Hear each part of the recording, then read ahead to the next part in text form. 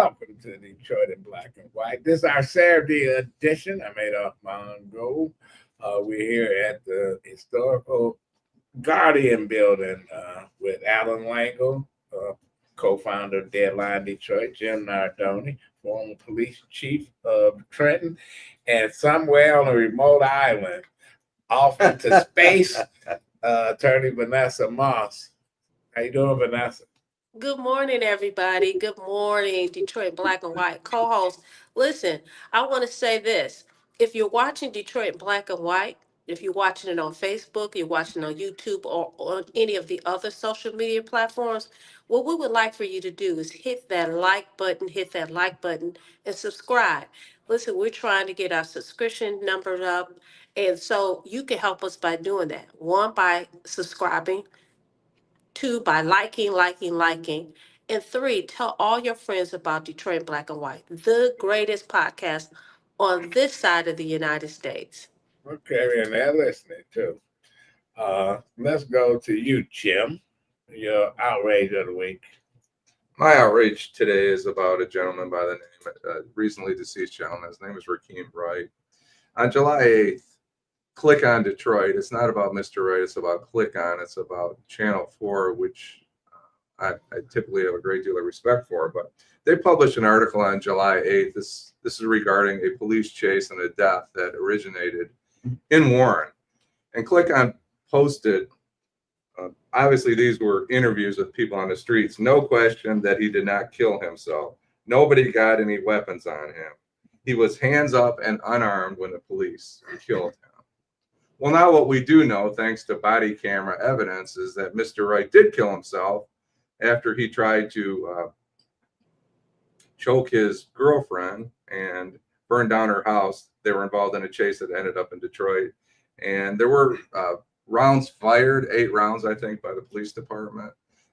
The witnesses says 40 to 50 rounds. But my point is, the press needs to be a little more guarded in their approach, I think, in some of these cases, because, you know, you go back to 2015 in Ferguson, and I'm not going to argue the Ferguson Police Department was corrupt and crooked, but, you know, the city didn't have to burn. If the press maybe had been a little more honest, it might have been a different outcome. Well, you know,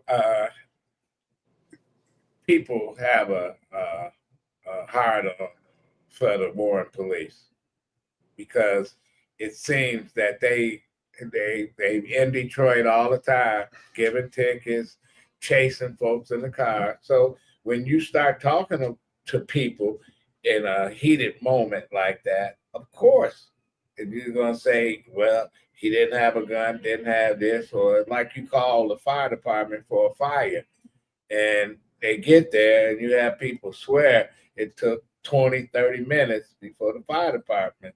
And fire department say, we got there in 3 minutes or whatever, you know.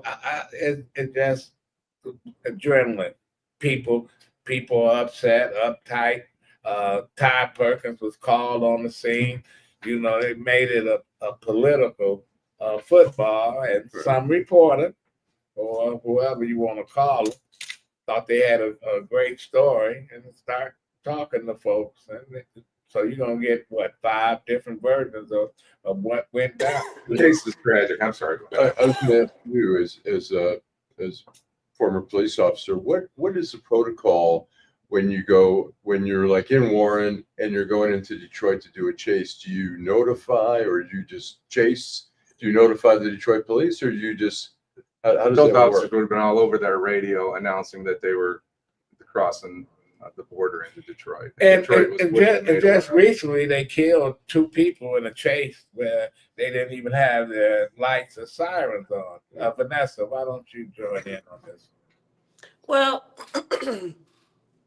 I do agree with Jim that the media has to do a better job in um, telling the real facts. I find that a lot of the headlines are salacious. That's to grab our attention, but there's some untruths. You don't have investigative reporters like Allan who actually go out and do the work, and it may take him 6 months to get a story, or like Kevin Dietz or something like that. I think that they have to do their due diligence. As far as the police are concerned, listen, our whole system is designed to work. It's not perfect. People make mistakes. We're all, are mistake driven. And what I mean by that is that we're all prone to making mistakes. And some people don't make mistakes. Some people do things on purpose. But the bottom line is, here we have this tragedy. We're on here, Detroit Black and White, talking about it. It certainly does not make the young lady, the decedent, feel better. You're talking about, a fire. It's just really sad. And I'm going to. Can I lead into my outrage, or we're going to go in some kind of order? Well, I no, just go, wanted to say go something ahead real quick about quickly, that. and then Okay. you I think from the media standpoint, there are times, information is so fluid. Like the police will say, here's what we know, and blah, blah, blah. There was a shootout, he was killed. And then, later on, more information comes. There were some media outlets that did say they're trying to determine whether it was self-inflicted or whatever. But I mean, usually the media is sort of at the mercy without, at least immediately, because people want to know right away. There's a shooting in their neighborhood. They want to know information. So, but this is the second time in many months that the Warren Police been involved in something 2 days in a row. Controversial. 2 days in a row. Yes, But it's not controversial. It's yes, unfortunate. no, It's tragic, but it's not controversial. but at the time, Sure. as inexperienced reporters come on the scene and they think they got a hot one.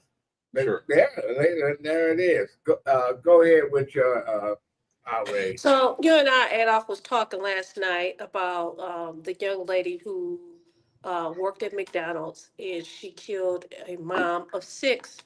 In the headline says single 39-year-old mother of six, was uh, killed or stabbed to death by by an employee. So I read the article, but in me reading the article, as you guys know, out of the group of us, I'm always on social media. I'm always looking at Instagram and everything. Anyway, I followed this young lady, that young lady right there. If anybody had looked at her social media pages beforehand, they would have known that she was a ticking time bomb. It's clear that this young lady has some mental health issues. I'm not trying to excuse it, I'm explaining it. This late young lady says that, one video, you see her sitting there. She talks about how she's renting a room in some man's place, and that basically she had to pay with using her body, if you guys know what I mean. And she goes on and talk, and then like halfway through the video, she starts talking to no one in particular. She's screaming, hollering, saying, "Get out my way. I mean, leave me alone," and all this. I mean, just screaming to the top of her lungs. Then there's another video where she's talking about how she's being bullied at work, and and I'm paraphrasing, she didn't appreciate it. She has this filter on and it makes her look like she's a vampire. Every time she opens her mouth, it looks like a vampire.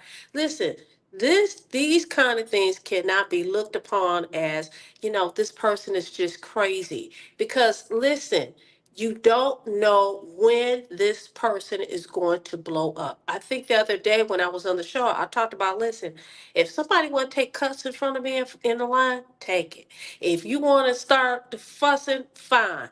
I was in the car the other day. Miles is, you know, mad because this person is driving. I said, listen, you don't know if that person got a gun or anything. Just stop it. It's not even worth it. Now, here we have a mother of six that was taking care of her family that worked at McDonald's for 10 years. She's gone. 15 years. Huh? 15 15 years. years. Oh, 15. I thought it was 10. Okay, 15 years. She's gone. She worked so she could take care of her family. She's gone. And now you have this young lady who's being charged with first degree murder. I can't wait to see who our defense attorney is, but clearly she has some mental health, some Do they serious do they mental screen these health employees? issues. Do they screen these employees? Should the franchise owner be held some kind of responsible for Look, compensation to the I'm resident? sure some lawyers are going to say that because usually what they do is, I know when I've applied for, even when I was even asked to be on certain boards, they do a background search. They not only do, fingerprints and all that, but they actually ask for access to your social media. And I know in some instances there are employers who visit those social media pages on a regular basis. So I don't know what McDonald's or the franchise owner was doing, but clearly they was not looking at this employee, because if they had looked at this employee, they would have known that something is not right here. She does not But, need to be here. But But then she left. She, didn't the she manager sent her home, and sent she her sent home, her and she home, and came back with a mask on she with came this. back. Yeah, But and I they even have a video of her with a knife. I don't know if it was the knife that she used, but she's doing this with it. When I tell you, I'm outraged that we don't have anywhere for people like that to go, because to go and get the help that they need. they're enclosed everything. Yeah. Allan. I was going to say, look, when you're applying for a board for a prestigious position or whatever, of course you're going to get a thorough background check, or you're applying for a. I mean, McDonald's is such a high turnover. It's relatively now they probably pay $15 an hour, which they used to pay. It's not money. I remember a guy that I know. His daughter worked some years ago. Daughter worked at Taco Bell. Two idiots came in there to rob the place.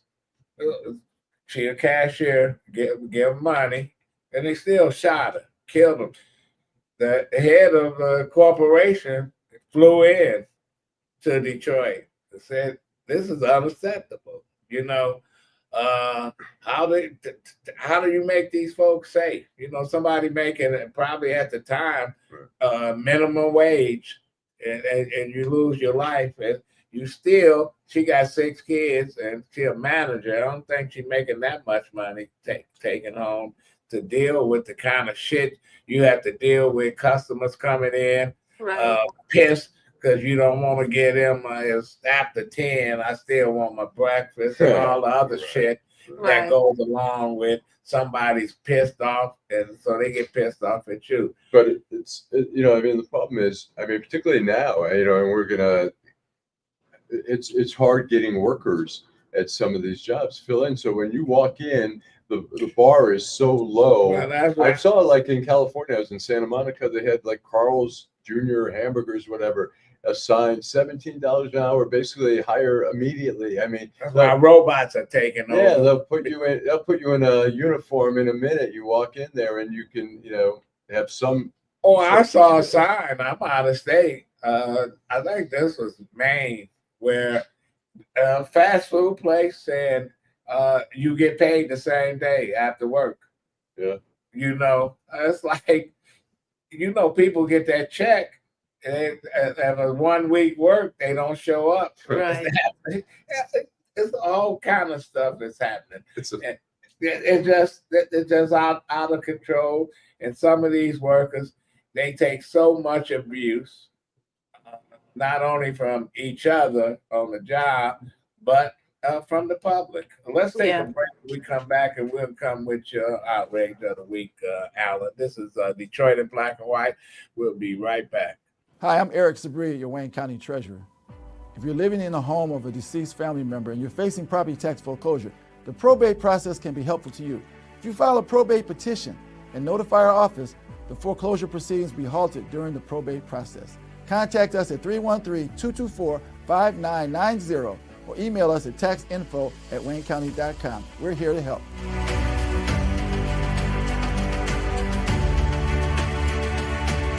There was a time as a kid I lived in an abandoned house. My first sermon was to 26 people. Now we're 40,000 strong. I'm Solomon Kinlock. Direct action has been my life's work. delivering groceries to thousands of families in need. My plan, tackle poverty with training for jobs that pay $35 an hour, build 10,000 affordable homes, and make every neighborhood benefit from investment, not just downtown. I'm Solomon Kinlock. Lift every block. Okay, Right. we're back. Allan, I was just going to say, not so much an outrage, but I find some amusement in the whole Jeffrey Epstein list, where Pam Bondi said, she was asked on Fox News, so you have a list, are we going to see it? And she said, yes, it's on my desk right now, and I'm reviewing it.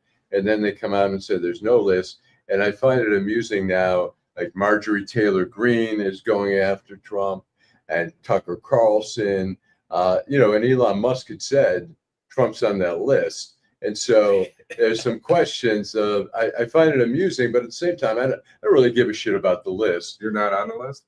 Hopefully not. Well, that's why I'm pushing for it to come out. But I don't really care so much about the list, but I do care if there is one and they're lying about it. Look, the New York Times came out with a big editorial talking about how the FBI is being compromised. So many people are being fired at top levels. And that it's jeopardizing the safety of America because there's no experience at the top.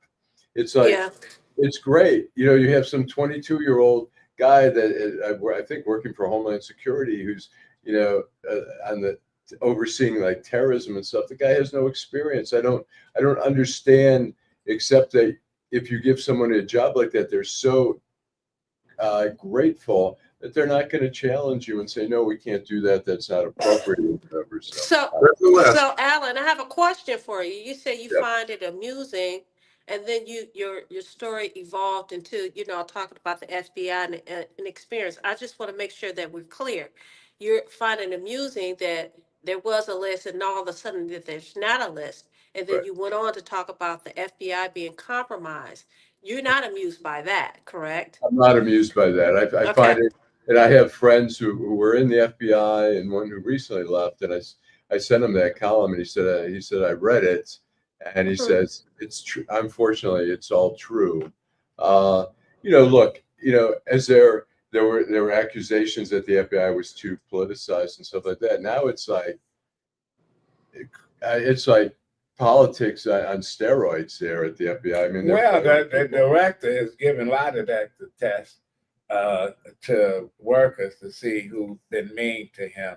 It's like, man, these people are out of their fucking mind.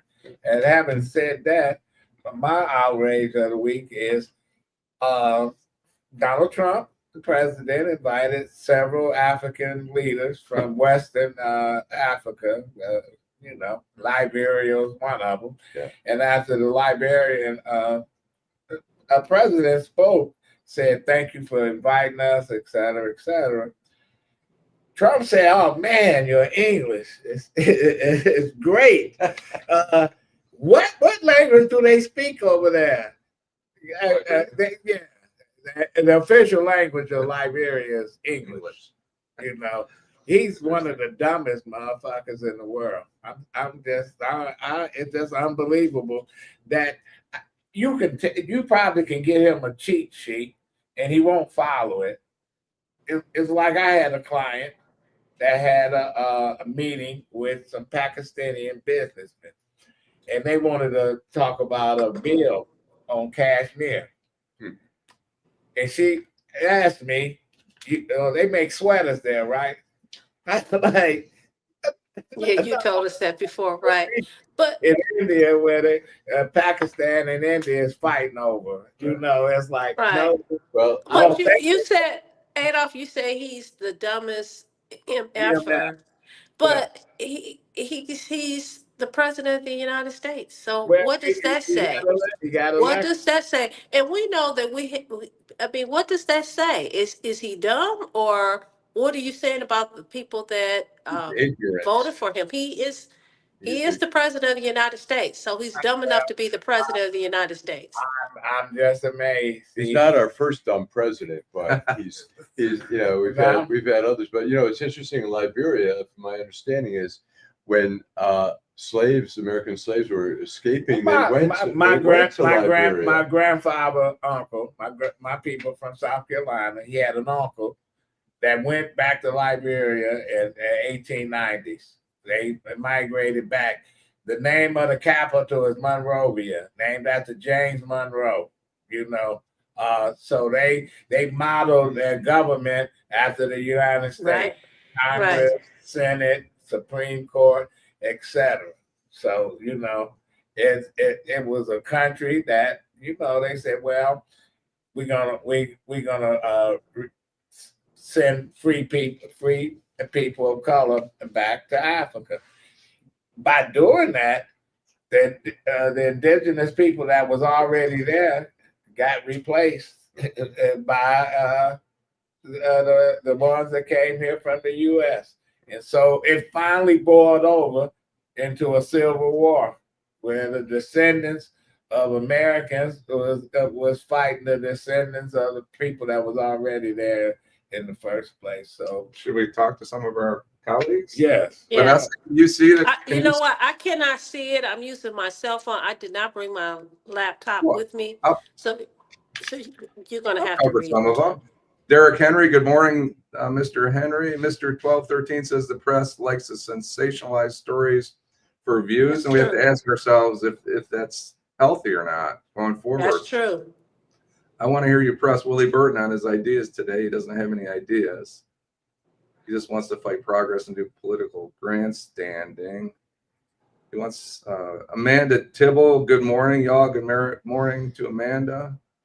She may not be able to stand trial. I think we're referring to the East Point McDonald's. work. Yeah.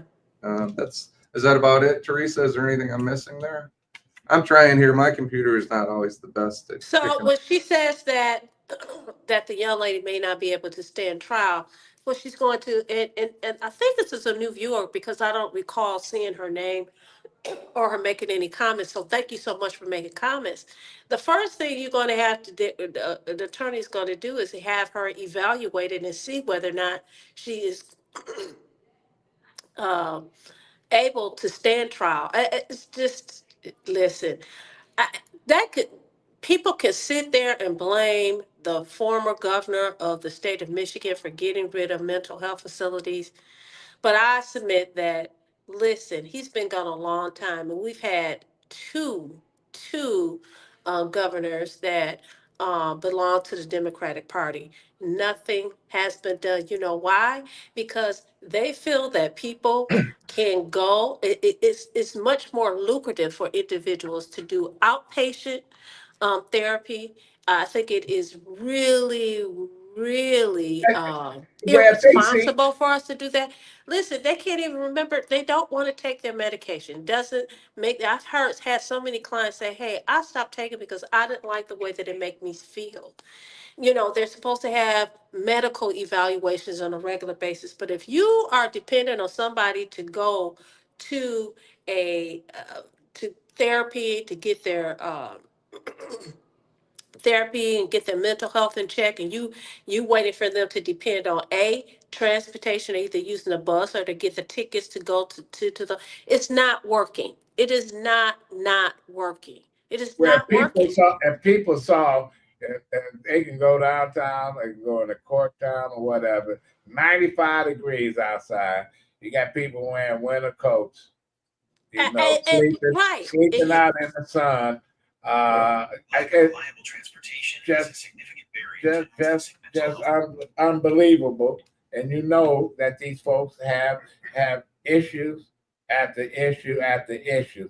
They put the bank on Michigan Avenue, Citizen Bank, got real nice seats and stuff. But who want to sit on them after you come out walking and somebody has made their house, the bench, their home? You know, they got all kind of stuff, crazy stuff. Let me say this though, Adolph. We're talking about the comment that our co-host made. Listen, Can you imagine if she is indigent, she'll get a court-appointed counsel, and I do court-appointed work all day long because I think those people that cannot afford representation deserve good representation. Can you imagine representing someone like that? I had a case a couple of years ago. This guy was so off the chain and he was so violent. I said I cannot represent him because I was not going to put my life, my physical well being on the line. So we have to think about all those things. These people are saying, well, she should go to prison for the rest of her life. Before she even get there, think about the steps that have to be taken before she even get there. Think about the person that has to represent her and make sure that her rights are protected Well, because some all people of us can have handle rights that, under the right? Constitution. Some people It's can something. handle that, right? I'm I, sorry. I have a question for you, Vanessa. The bond was set at $25 million, which we haven't seen. How often do you see bonds set that Who high? did that? For the Listen. McDonald's worker. Yeah, but who did that? The district court judge. The district court judge. That's what East fucked Point- up East the Point system. Back up for just a minute. That's Back what up for just but a minute. put them in jail with no bond. So Sure. what? So to say the 25 million, that don't mean shit to me. You know, she's not gonna get out. 25 million. He won't. Oh, she. Even But 10%. this is the thing. You're More- supposed to look at everything. You have to look at their family 25 dynamics. You million. look at That's a joke. she's not gonna have 25 million, I but this know, is but it's somebody a who didn't joke even even really say have a place to 25 million. live. Let's It's a back joke. up for just It's a joke. let's back up for just 1 minute. Okay. So in All right. 2022, this young lady was arrested for stabbing somebody in Virginia. Yep. Right. Yep, And she she has received a previous suspended history. sentence for stabbing somebody. So I I think didn't say she needed to get out. All I'm saying Thank you, is, James. can't you just remand her without? Okay, so $1 million cash. Well, isn't it 25 million? 10% of the 25 million? So it'd be typically 2.5 Yeah, million. she probably. I I'm don't the know. judge. $1 billion. But Karen's recognizing, our friend Karen Winston out there is recognizing, and thank you, Jan, for your comment, that this young lady had challenges for quite some time. And the question is, why didn't anybody know it? Why didn't it after the 2022 She got a stabbing? bond. Puff Daddy didn't kill anybody, and they wouldn't even take his 10 million. Right. So When you say, listen, when you say, why did anybody know it? It was No, known. She's been in the system. They know. But you know what? You can't have somebody locked up forever because they have mental health issues, right? People think that that's cruel. we have Again, it done it goes back. before, Wait a minute. It goes back. We have nowhere for these people to but go. we have done One it of the things, before. look, one of the things, and here in Michigan, one of the things that we talk about is the prison system. When we talk about the jails as well as the prison, is the largest mental health facility I would think in the world. It is crazy. So you listen, they get treatment while they're in. They while they're in, they get treatment, they get make sure that their medication is regulated, and then they leave. They've done their time, they paid their debt to society. Now you expect for these same people to be responsible enough for their mental health to go and get the treatment. It's not working. And We a lot see of them that not it is getting, not a working. lot of them This not is getting, so not unnecessary. getting any help in the prison anyway. But we have locked up people forever. Typhoid Mary got locked up forever. She wouldn't stop working at these restaurants and stuff, spreading typhoid. I'm not saying We, that people cannot be we have locked up locked up forever, people. We but have it locked does not address the real problem. Yeah, but it don't address it. But the only way people have been dealing with it is to lock them up and throw the keys away. And you know, and I know that most of the people that go to jail, they don't get rehabilitated. They just Go to learn. prison. They don't. But what I'm saying is before she even get there, Adolph, what I'm saying is before she even get there, think about the impact not only does this incident have on the families, but the person that's representing her. I'm just telling you, it's really tough representing people like that. And I'm gonna go back to the lady who had chopped up all her kids and put them in the freezer. I should say all of them, but chopped up a few of her kids and had them in the freezer.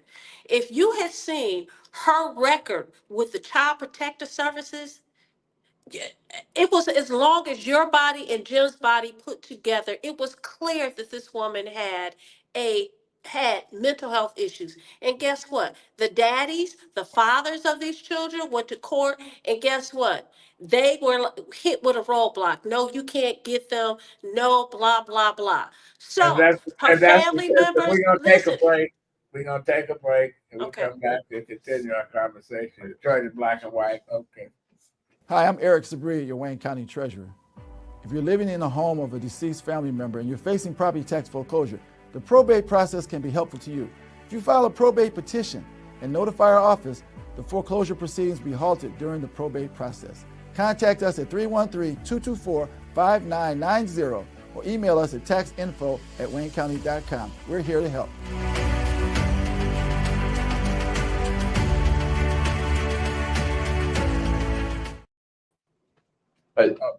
Okay, go ahead. Clearly, as Vanessa's pointing out, but where is Vanessa? Anyway, there she is. The system is fucked up at every level, whether it's, the social services, the prisons. I always feel I covered prisons for 3 years when I was in the Lansing Bureau, Detroit News, and I went to all the prisons and I talked to prisoners all the time.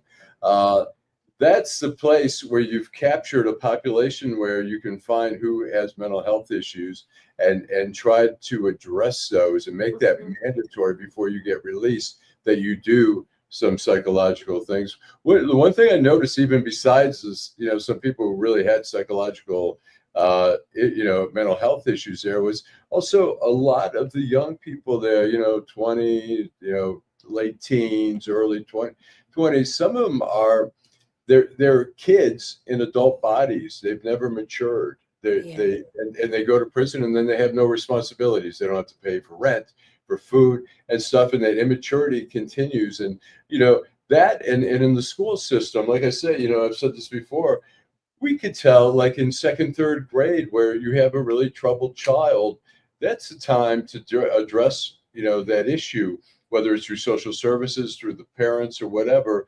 But we miss those cues all the time. But parents protect their kids. The bullies. The ones that are cruel to animals and stuff. Yeah. And they do grow up to be the same assholes they were in the kindergarten and first grade. I can tell you that. Right. We used to hide from certain kids because we played baseball. They come over there.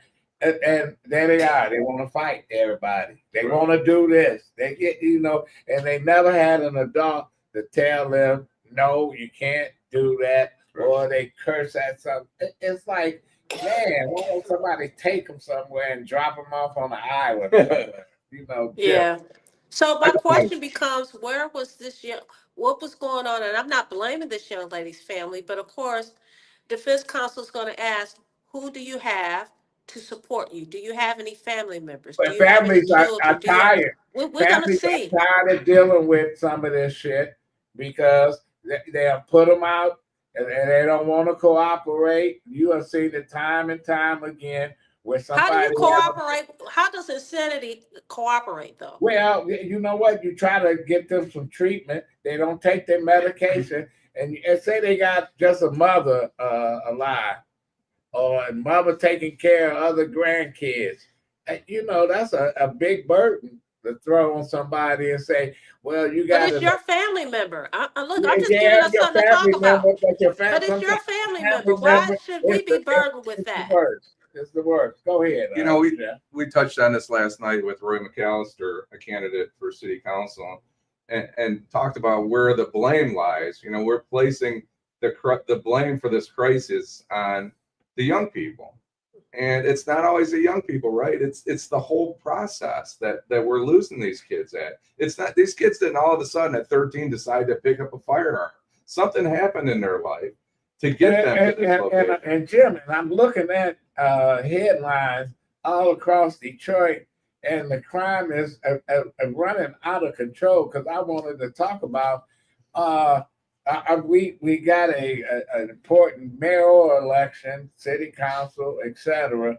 And do you think that some of these candidates are really talking about the real important issues that is going to move our city forward or backwards in the next 4 or 5 years?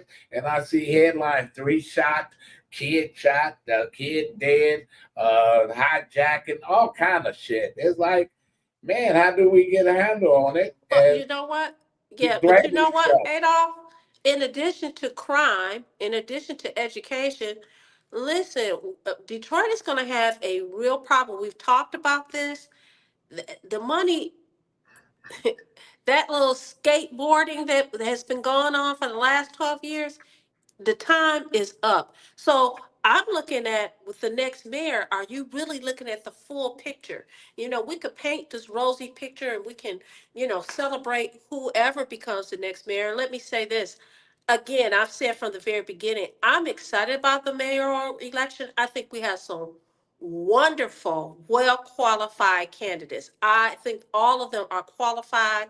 And this is the first time that I am still doing this. Like, who am I going to support? I'm especially excited that we have 2 women in the race, but I digress. The bottom line is, as you said, Adolph, the next mayor, you're going to be faced with a whole lot of real issues. So you can get up there and do these rallies and all of that.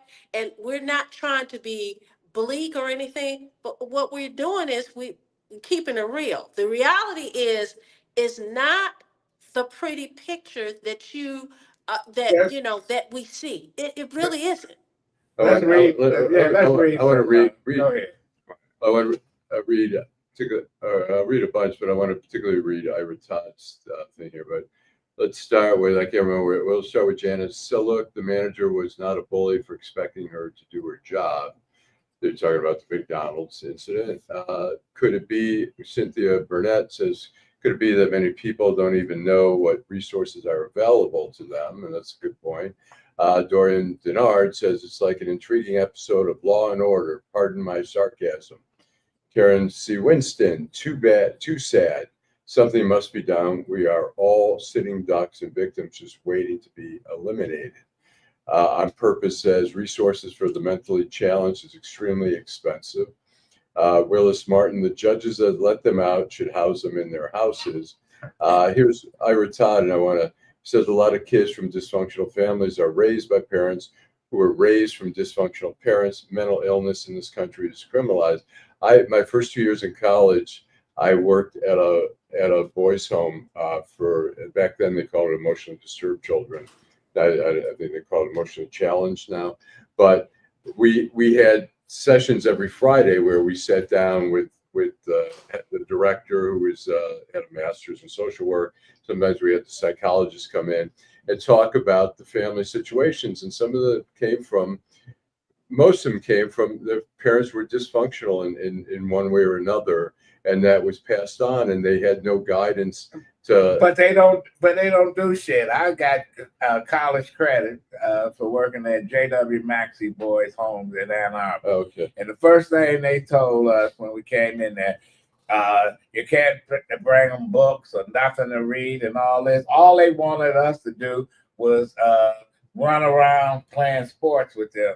You know, of course, when they say you can't do something, I start bringing books in. They told me I was no longer welcome to. Why? What was the? Well, they didn't want them to.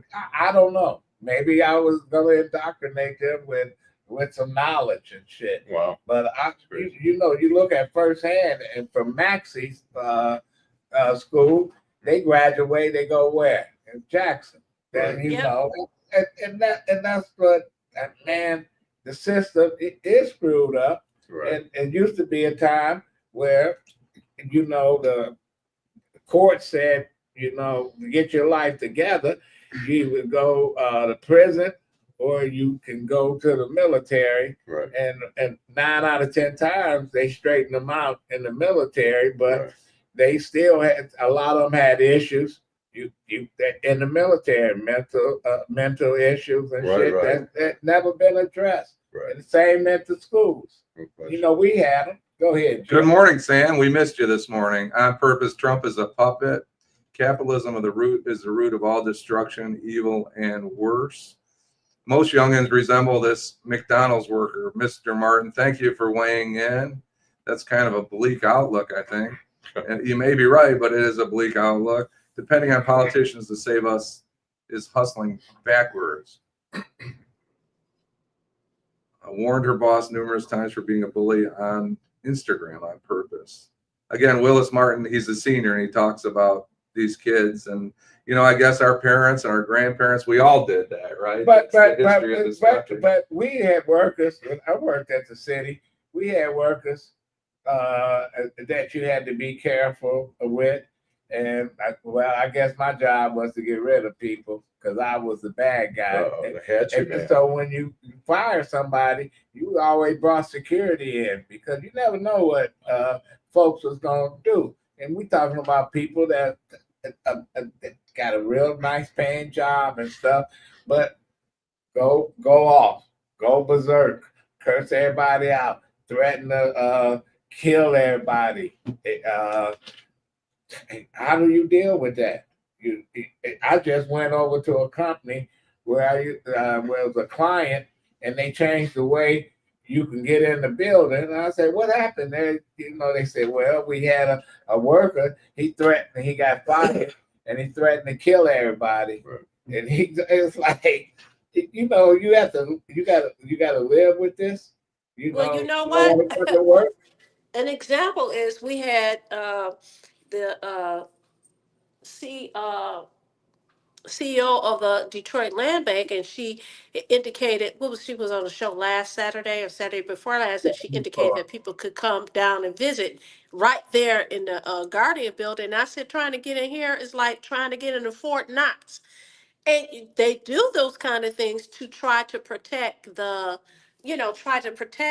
just the employees and the employers, to protect the public at large. But the problem is with someone like that,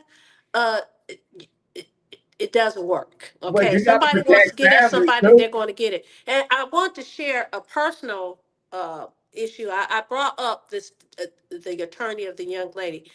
I had an incident some years ago out in Oakland County where the person was mentally ill. I represented that individual. This was not a retained case. This was a court-appointed case, and that individual was so mad at the end of the hearing, they threatened bodily harm. I had to have the deputies walk me out to my car.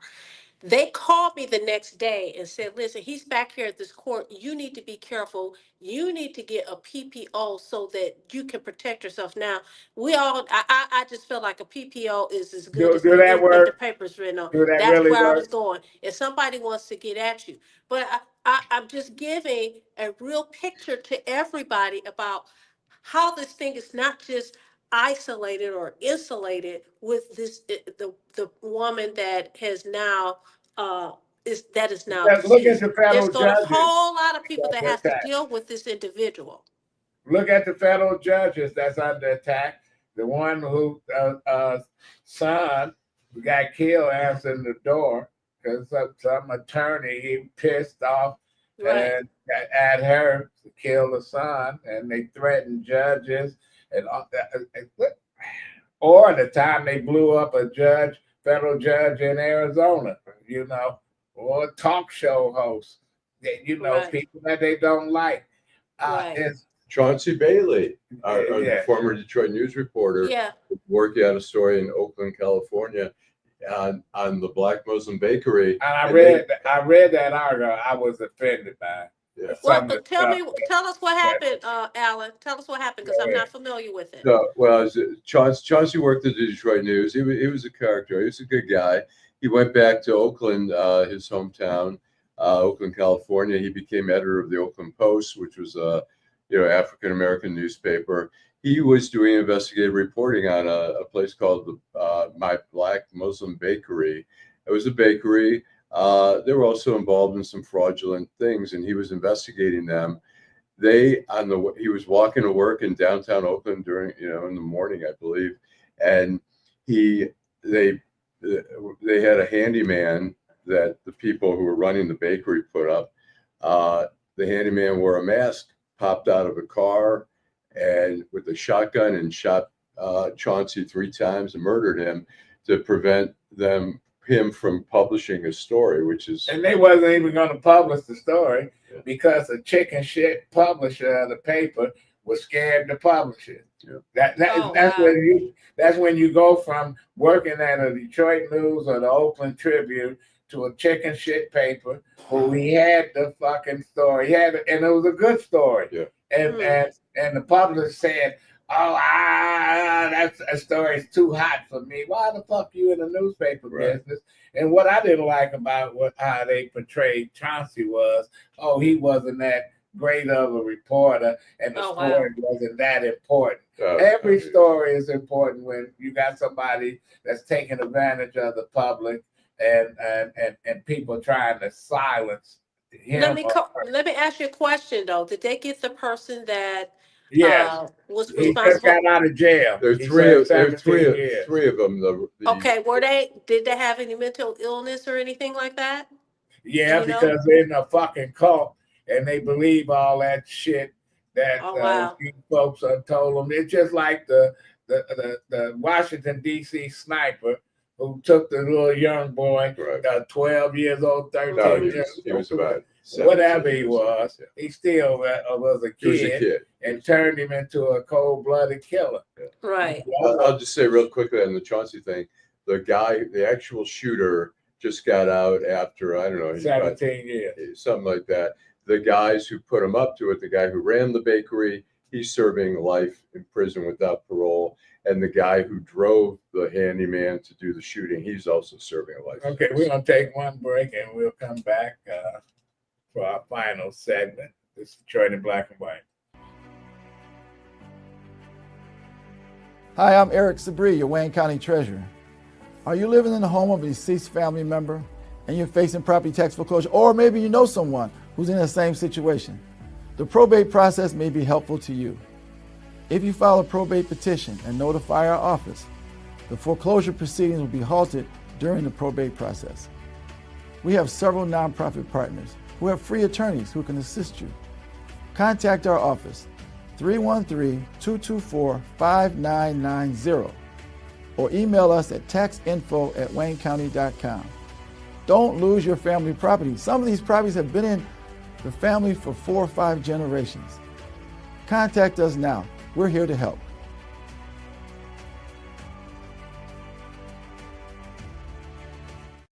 Okay. Okay, All right, we're back. All right, I'm going to read some of the comments, the viewers' comments. Willis Martin, asylums needed, otherwise we are sitting ducks. Same day parlay, I love that handle. Awesome content. Willis Martin, the poor little babies. Ira Todd, I interviewed juveniles caught with guns. Some of these kids are afraid in their own neighborhoods. Yeah. Cashmere Monroe, darker, not sure what that means. Chip Tracy, 3324, ask Willie Burton what he thinks about 375 project. Okay. Chip Tracy, 3324, what's his plan for housing? Willis Martin, so we can vote for mayor like the one in Philly and Tiffy Henyard. Dorian Denard says, qualified or not, with 20% of the electorate voting, then it's a popularity contest. On purpose. When the allure of downtown wears off, Detroit will be left with majority poverty-stricken city. Dorian Denard, I don't know if I agree with that. Dorian Denard, imprisonment is in the Constitution, 15th Amendment. It's cheap labor, slavery in every other name, especially if you make every crime a felony. Lawyers and bail bondsmen wouldn't exist. On purpose, human beings have been groomed to be imbeciles by the very entities that are ushering in machine intelligence. No human beings needed. Karen Winston, I was a supervisor for 12 years. I hated when I was forced to issue disciplinary actions. Willis Martin, probation for the most heinous crimes. Well, I didn't hate it. Okay. You had to get rid of some of the bad Yeah, seeds. Government is Yeah. hard. I think Karen's saying basically I government's think hard. firing is hard. You know, I think Deadline Detroit total of one person we fired, and they just, you know, they weren't a bad person. They just weren't producing. Well, we had to deal with the unions. They spent all that time fighting to get the same assholes back on their jobs and stuff. People that want to work and stuff. People take a sick day off every time they got a sick day, or use up all their vacation time. I knew how to deal with that. I got good at it. With guy, I call him a sick bay commando. He's sick all the time. And so he had surgery and he didn't have any days to come back. I made sure he didn't come back for about 3 months. And the labor relations forced me to take him back. But he didn't get paid for 3 months. I never had a problem after that. So you have to start dealing with some of this craziness. But you got folks that you get scared of because you don't know when they're going to just Right. creep out. Stuff. Right. Come to. Well, I can tell you some of those people that you're talking about, I sat across the table from, and they had a gun on their hip. So imagine dealing with.